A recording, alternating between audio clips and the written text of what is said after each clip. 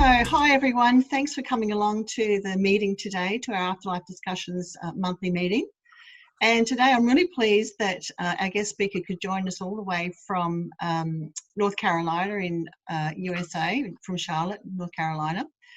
And Tamara has had 6 near-death experiences that have enhanced her spiritual gifts. And during those experiences, Tamara has seen heaven a few times, including spending 3 days with Jesus while in a coma when she was 5 years old. And here Jesus talked with her about many things as they sat under the tree of life. So he explained all sorts of things, including how in heaven people create at will by their minds and how we do that here. So Tamara is an evidential psychic medium, a Christ channeler, a spiritual teacher and an ordained Christian minister. And she offers healing, loving messages from family and friends who've crossed over to live stage audiences at convention centres in various USA cities for such prominent groups such as the Southern Women's Shows and the Women's Living Expos. And she's writing her first book, Love from Heaven, My 6 Near-Death Experiences, The Gifts I Received and the Wisdom Learned.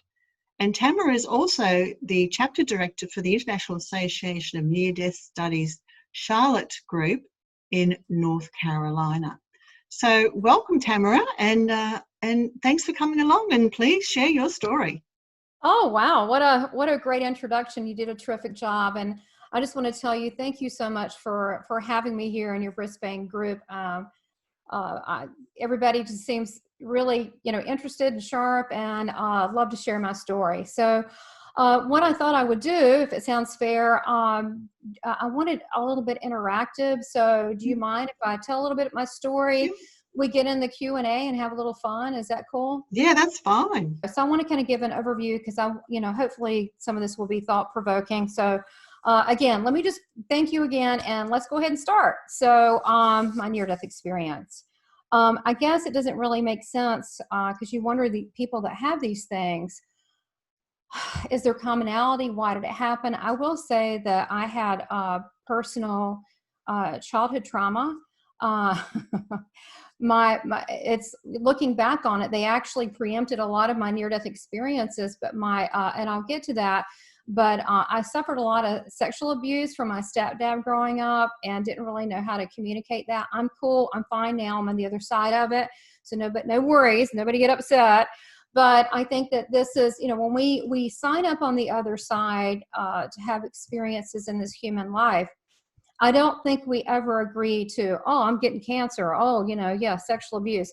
But I do think that we may agree to learn humility, understanding of other struggles. We may not know what that assignment is, so I don't think we agree to that. I think that played a part into that. So my first I had, and I didn't realize it was an NDE till later, was a prenatal.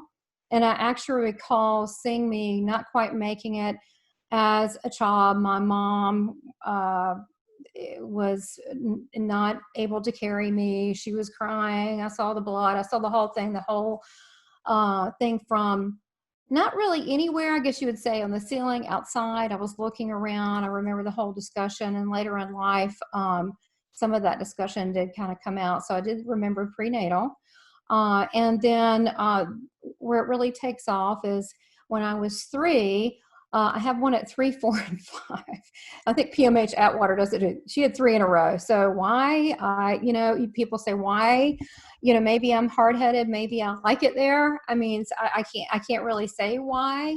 I will tell you, I like it there. I like it there better than here, but I don't want to sell it too much, or we'll be looking toward not really being here when we're supposed to be here. So I was 3 years old, and I was playing with a cousin, and it was a big antebellum old house, and we were playing hide and seek. And I would just bounce everywhere. I had a lot of energy, so I was bouncing everywhere. And you know how kids squeal, wee, when they're playing. And there was a dresser, and it was a nice place. I have no idea what it was doing there, but I was bouncing, and under this dresser was a nail.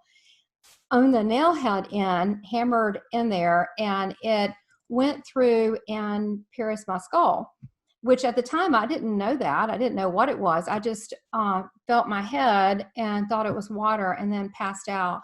And then the rest of it I saw from above, and I saw my body. And then I looked down the hall. I went into the other room, and I saw on the staircase, kind of like Gone with the Wind, just lots of beings of light. And I did not understand what these beings of light were, because there was a lot. And at 3 years old, I really didn't know that many people. So there was a lot. And then I go back to my body, and I'm looking above my body, and there is at least 8 foot, maybe bigger.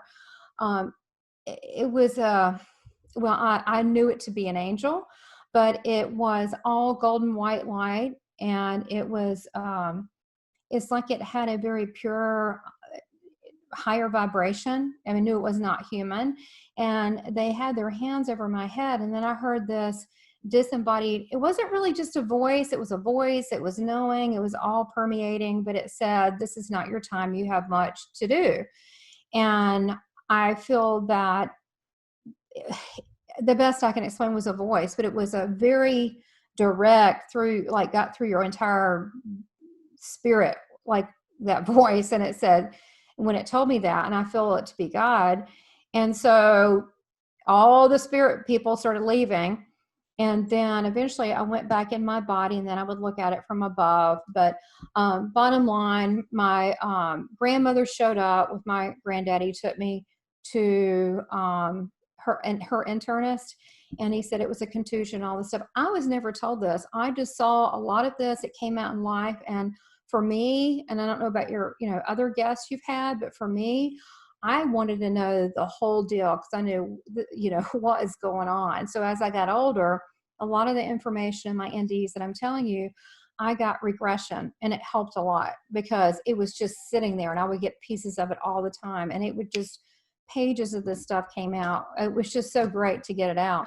So that's how I saw a lot of detail with this, because it was coming out in segments. So I encourage that. But anyway, because otherwise, how are we going to place this? It's such an odd experience. It's not like we can recall it in our normal life. So she took me to the internist, gave a bunch of, a contusion and all these medical terms. And they said to watch it. And because I had a hole through my skull, they can't sew it up. They just have to leave it. So I literally had a hole in my head 2 years. So that it was a direct connection to God. I wouldn't recommend that if you want to, connect to your crown chakra. There are other ways to do it, but it did. It opened me right up. And at that moment, I saw spirit people from then on. And then when I was 4, my mom started, I was right before I was 4. So, and my mom started dating this guy, and she was from a small town, Hickory, North Carolina. It's a small town, kind of the foothills of the mountains. And this kind of sassy, slick, handsome, he was a flashy guy, was in this small town. He worked at a radio station. My mom, she just decided she had to have that man. So she wanted to bring me along to meet him. I did not like him right off the bat, which that's odd for a kid. Kids like everybody. But the day that he picked us up, we were staying with my grandparents, because my mom had me early, and she didn't stay with the guy. So we lived with my grandparents. And he picked us up, and it was a snowy winter day. And my grandmother, she had abilities too. She's like, please, she didn't really talk about it, but she's like, I don't feel right about this. You shouldn't go. But bottom line, we went out to eat. We even got ice cream, which that's strange to me, as cold as it was. But we got ice cream. And then we went over to his radio station, and he said he had to pick a couple things. They got in. I was left to pick out free LPs and stuff like that. They, were talking, and I think what happened is they got in an argument. So when we left, about an hour and a half, 2 hours later, we go in the car. He slams the brakes, turns the car, and it hits an ice pack, and it hits a tree. And I go up, lodged into the windshield. At that point, I got really cold and really frightened. And I went through one of those tunnels that they talk about, but it was like I was just felt the sense of a tunnel. It was very dark.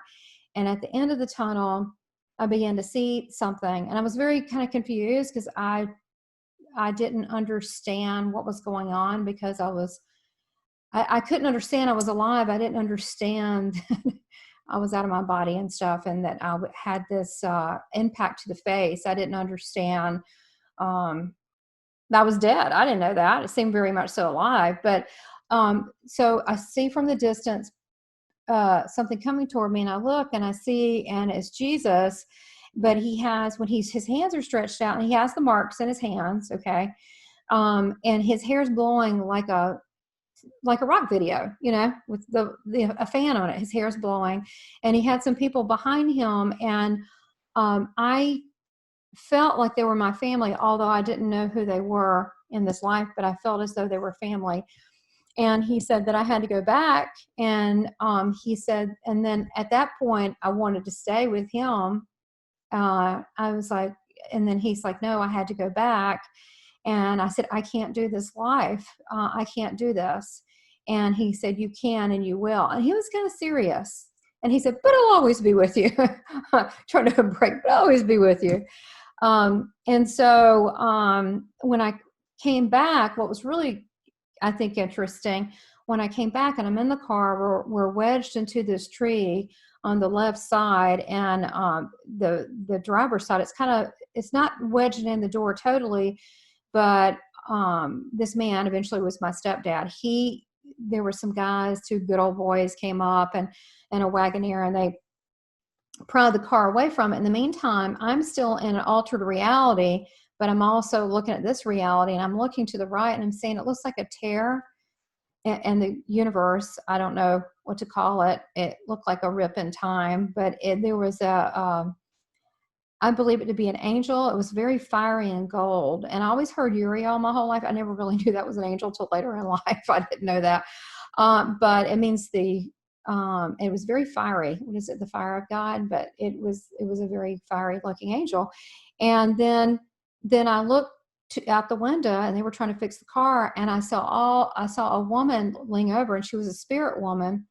And I saw all these people behind, and there was a fire station, and they had, it looks like old-timey firemen were standing outside. There were just a ton of spirit people from different time periods, and they were watching all this, and I could see them completely normal, just like I could see, you.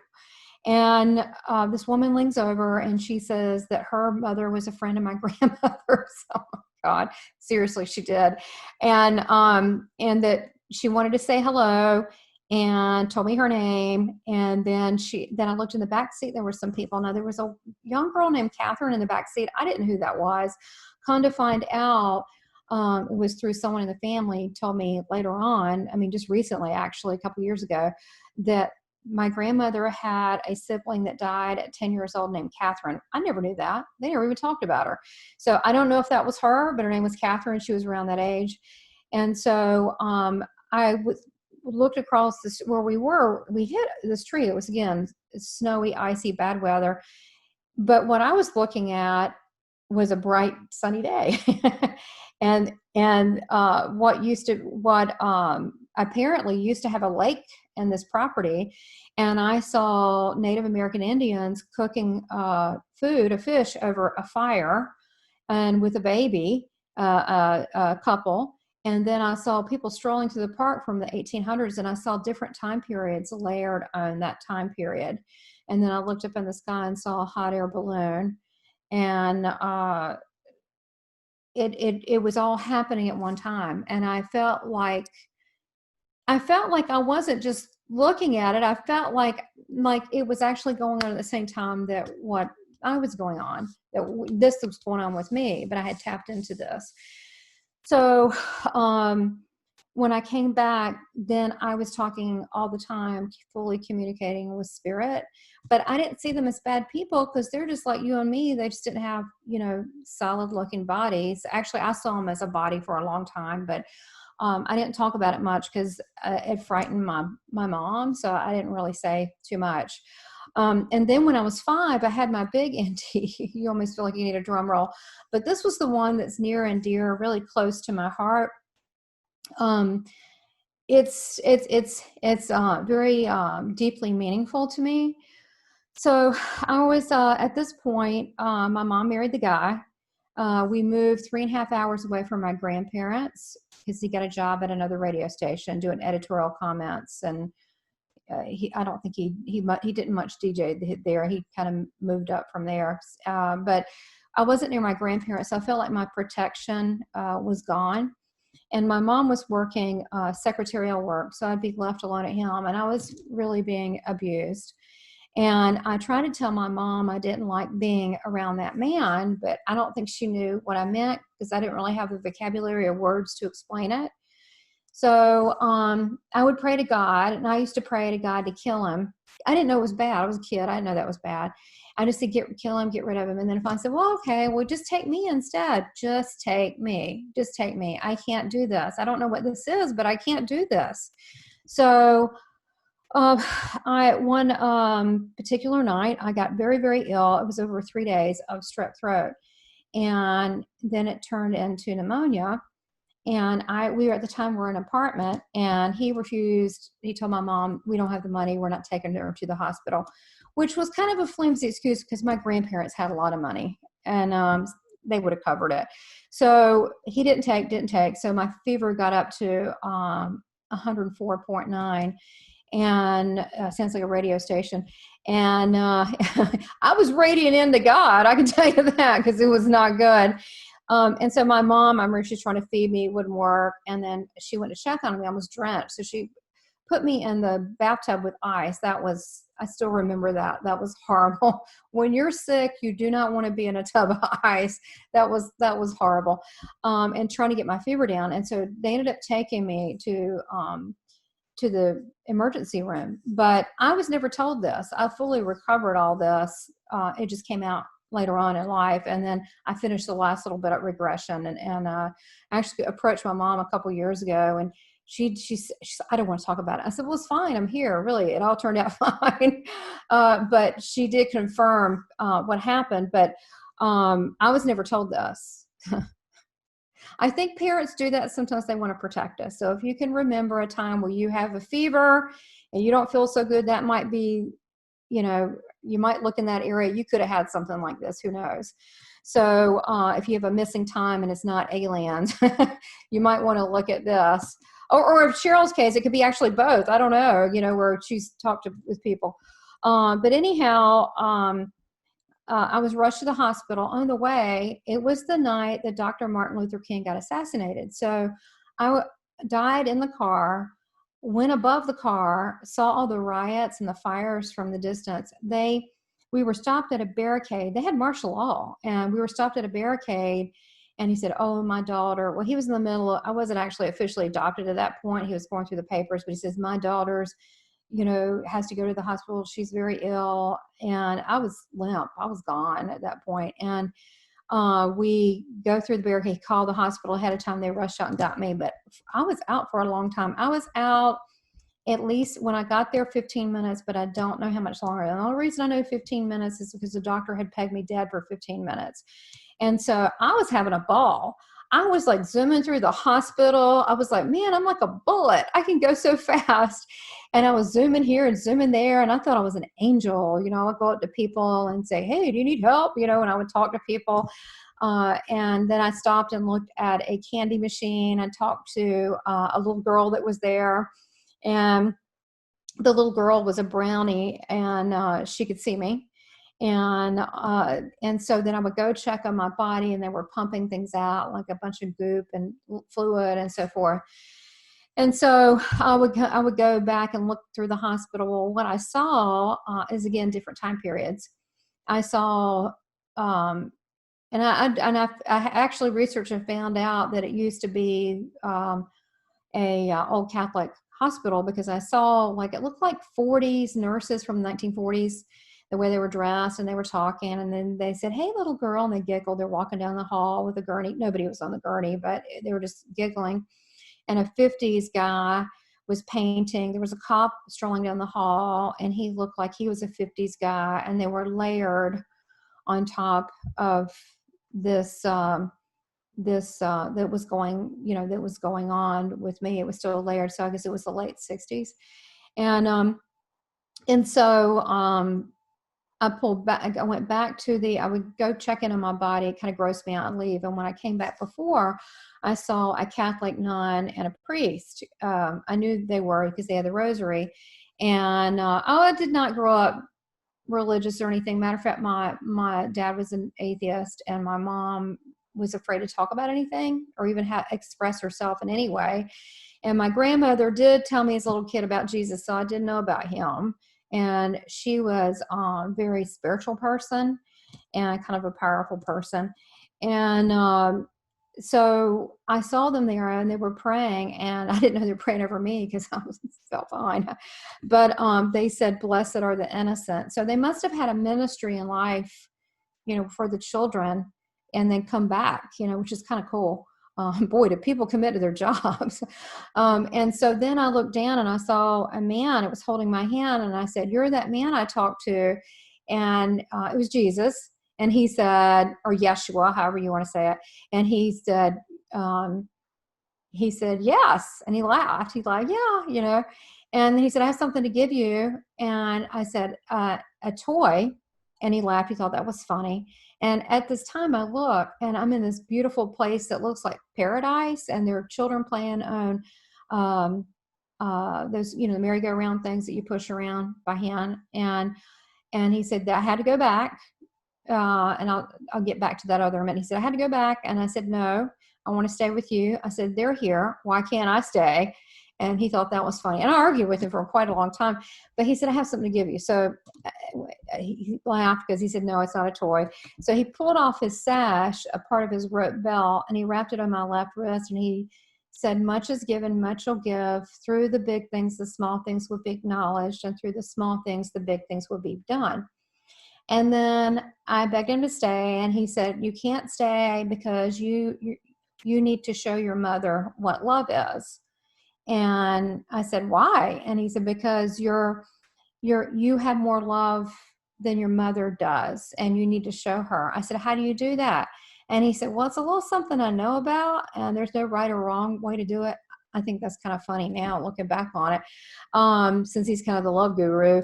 And he said that I had to go back, but he said that, anyway, I said, "She'll be fine. She'll get over it. She'll be fine." He goes, "No, you have to go back." And he said, "But you can stay here and ask me questions." So we walked around in this field, and every blade of grass, every flower, every petal of the flower, the clouds all followed him, which I'm wondering, does he know this, and they're following him. And we go to this big, pretty tree. It has like red grapes on it, and like they're flowers, they're like a cherry blossom flower. And he said, I could ask him anything. And there was a big rock in front of him. He says, "We don't eat from this tree. It's a wise tree." And I'm going, I wasn't thinking about eating from it. But so we sat there, and I was able to ask him whatever questions I wanted. And then he did begin. He said, "Be mindful in what you say, because you create it into existence here." He said, "That's how it's done in heaven, but it's done immediately." And then I said, "Like how?" And I said, Can I try it?" And he goes, "Okay." So I visualized us being in a boat fishing, and we were in a little boat instantly. And then he had 3 fish come up to him, and he picked it up, and he said, "Hey" to it, and put it back down. He goes, "That's how we fish here." And then we're back to the rock. And then he says that, and Earth is the same thing, but it's a lower vibration. So you have to keep putting it out there, but you need to be sure what you want, and for to be sure you want to manifest it, and be careful what words come out of your mouth. So he began telling me a lot of different things. I could answer. He would answer whatever I wanted. But eventually I did have to go back. And when I did come back, I went back to the hospital, but I would not get in my body. And I think he got pissed off because I was just having a ball. I was like helping people, like that one lady was giving birth. I'm like, she wanted to give up and, go to this. I know, "Stay, your daughter needs you." I thought I was like being an angel. But a Dr. Tippin was a spirit, looked like a hospital administrator, and said, little girl, you need to get in your body. And I like blew him off. So Jesus came back and he said, you need to get back in your body. And I'm like, no, it's going to hurt.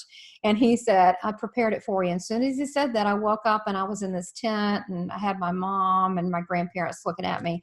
So that was a big one because I never stopped communicating with him at that point. And I actually saw him in the flesh last year. Downtown Charlotte, it's a pretty big city. It's the biggest city in North and South Carolina in the USA, the southern part. I saw him. I didn't think that was possible, but I did.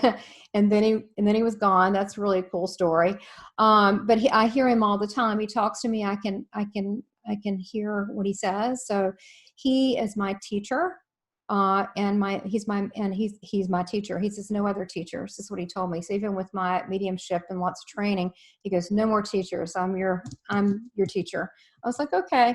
So the other two I had, I was 10 and I was at a family vacation at the beach, and I was at the pool, at the hotel pool, and I was 10 and there were some teenage boys playing volleyball, and I got hung up underneath their feet in the pool, and they didn't know I was there.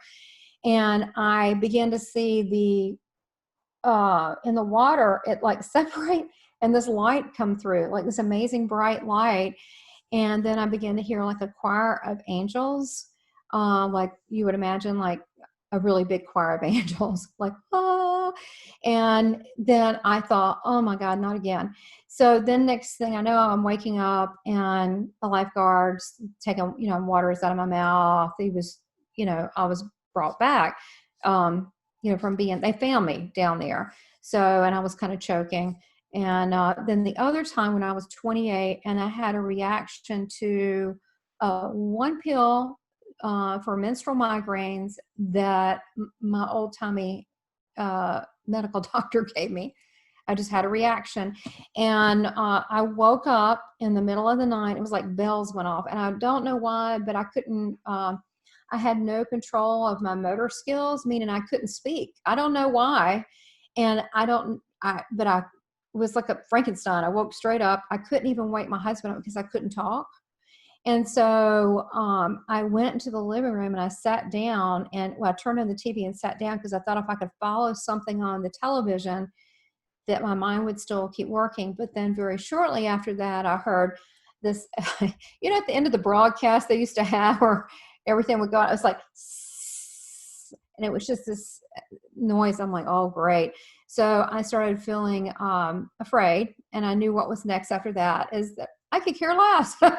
So sure enough, I heard that. I didn't know. I began to feel. I didn't know I was male or female.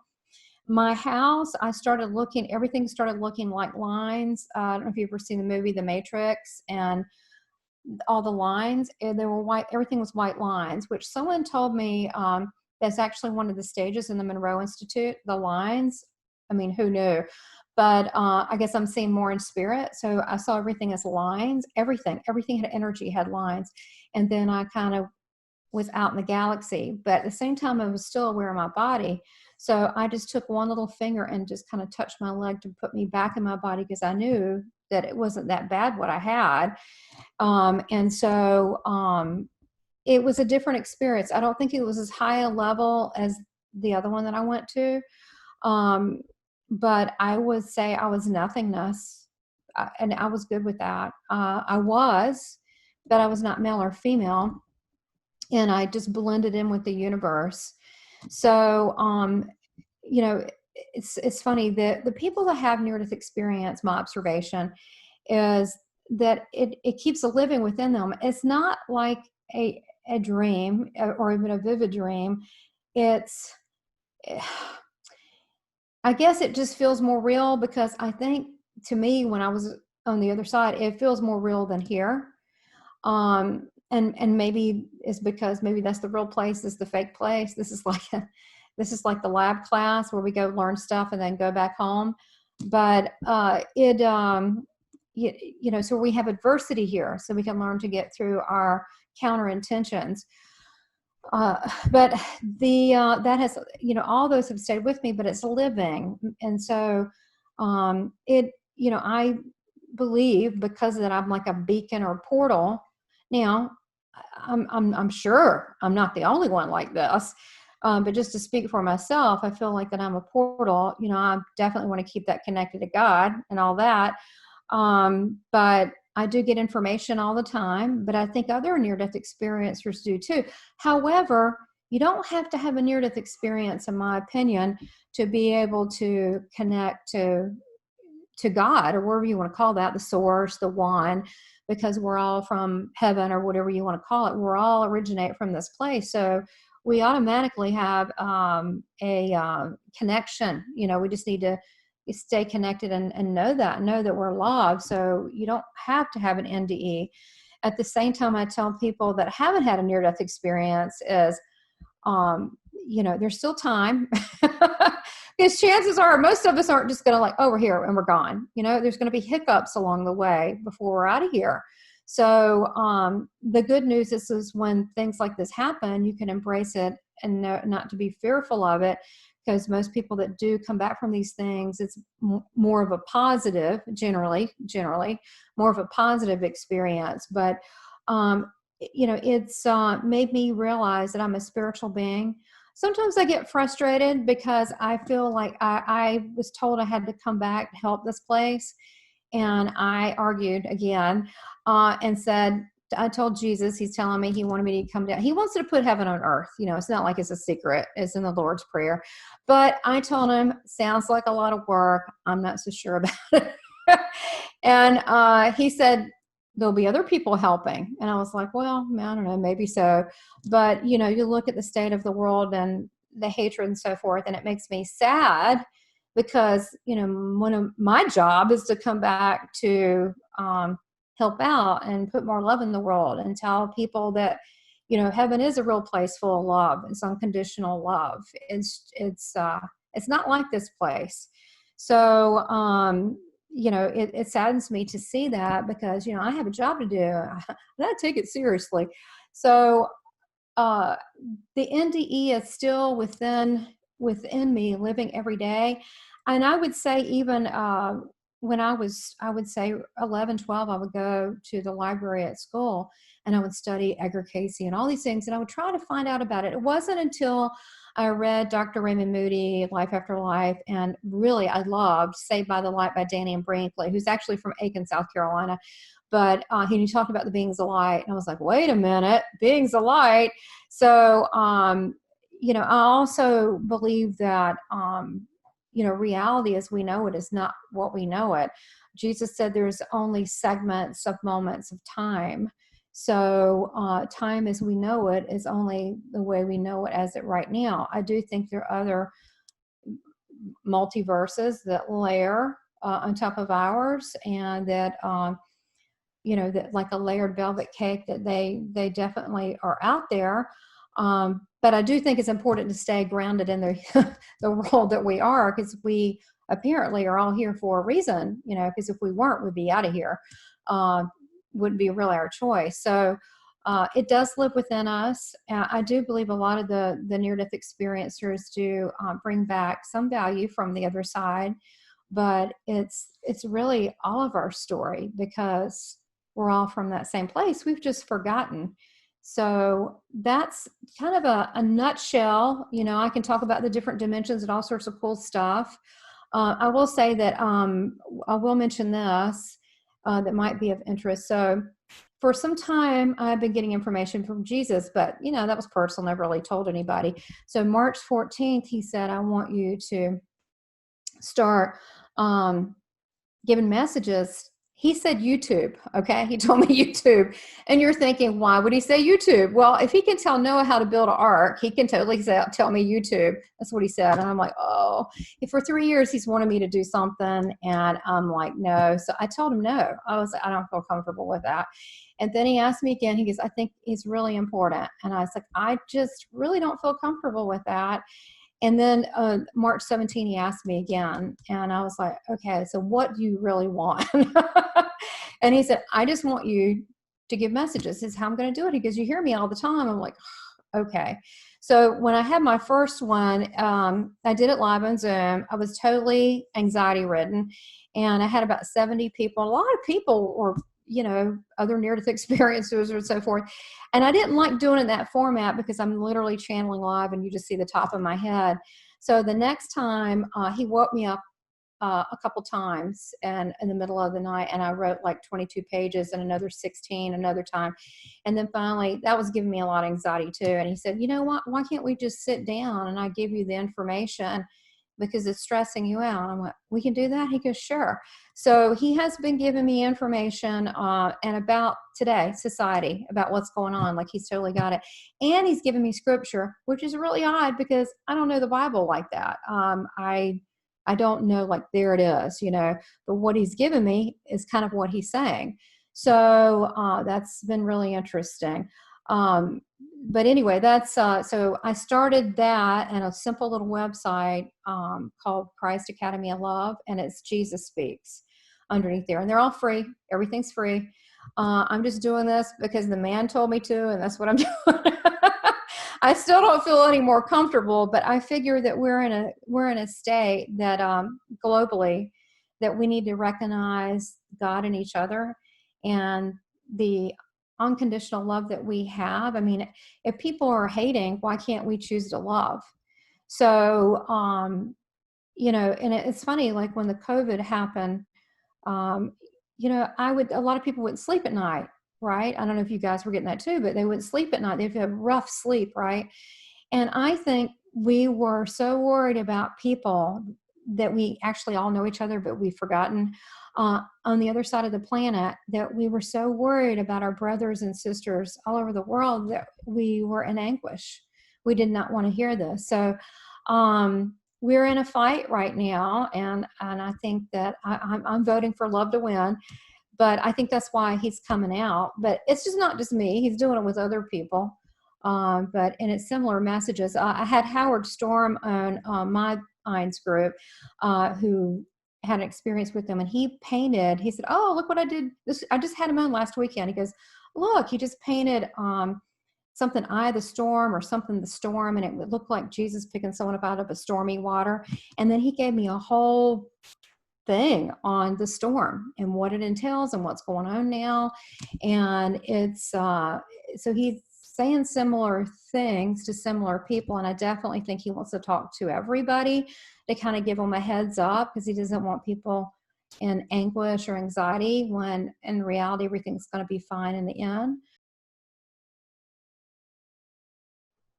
All right, so I'm going to show you a silly chart. I really didn't plan on drawing pictures, but we're having fun here. Okay, so can you see my chart? You see a little angel? You see a little demon? Okay, let's keep it super simple. Okay, so this is a vibrational intention level, more hate, more love, blah, blah. Okay, so I see it that and I wanted to answer dimensions, and I also wanted to talk about, where we go and so forth. Generally, most people, what I feel where we go, they go. And I asked Jesus this. He actually responded. It was 3 months later, but he responded in a dream, and I woke up and wrote it all down. I said, is there really a hell? Come on. Like, really? And he's like, and he answered me. He said that people that are, and then I'm going to go into the other alien thing too, that people that are sick in their minds and after death that still want to do creepy stuff like cannibalism, mutilation, you get it. They enjoy it. Like, they're creepy. They enjoy it. So they're sick in their mind. They go to the place. So I guess the other pedophiles, if they don't want, he said, I offer my love to them, but they usually don't always want to take it. And he said, so they can't be near my flock. And I went, oh, great idea. So it's kind of like, you ever been to a party and you gravitate to like the fun, cool people, and like the weird ones you stay away from, but then the weird, creepy people go to the weird, creepy people. It's kind of like that, where your mindset, where your energy level, where you're drawn vibrationally when you cross. Now, some people that are selfish, that are soulless, they could care less about people, they're users. We might consider that a hellish state, because they're going to go with people that are not pleasant, right? So I'm making it simple. People that have tried to, well, let's look at Mother Teresa, right? She's probably in a higher level of this simple baby chart. So we basically go where we are in a category we're learning where other people similar to us is where we go. We can move and slide up and down from that. And I think we've been, if you want to call alien, we have been that ourselves. We have been many different forms, and it depends on your evolution. But I do think we can connect to those. I had in a dream, I had a it looked like a Palladium, and I drew his picture. And he came to me and he told me a lot of stuff. And I said, why are you connecting to me? He said, because you can hear me. He said, it's time in your society. We've been watching you, and that I want to give you some information. It was really interesting. And we were on this like ship, and he opened a door, and it was like a whole different, just the door was like a whole different world. And I do think there are people that are observing us. But I think we're also supposed to pay attention to why we're here right now. You know what I mean? I mean, it's okay to ask and so forth, but I think we have been those things, and they're all around us, including reptilians. I do. I mean, look, I don't know if you've ever heard of David Eck, but I mean, he has a whole thing on reptilians, and I don't think they're warlike. So thanks so much for spending time with us. It's been a real pleasure. Thank you so much. Thank you. Thank you, everybody. You're a delight. You're awesome. You got an awesome group. Thank you. It's quite an honor. Yeah. A wonderful evening. God bless you all. Thank you. God bless you. Thank you. Bye-bye. Bye, everyone. We'll catch you again next month. Thank you. Bye-bye. Bye.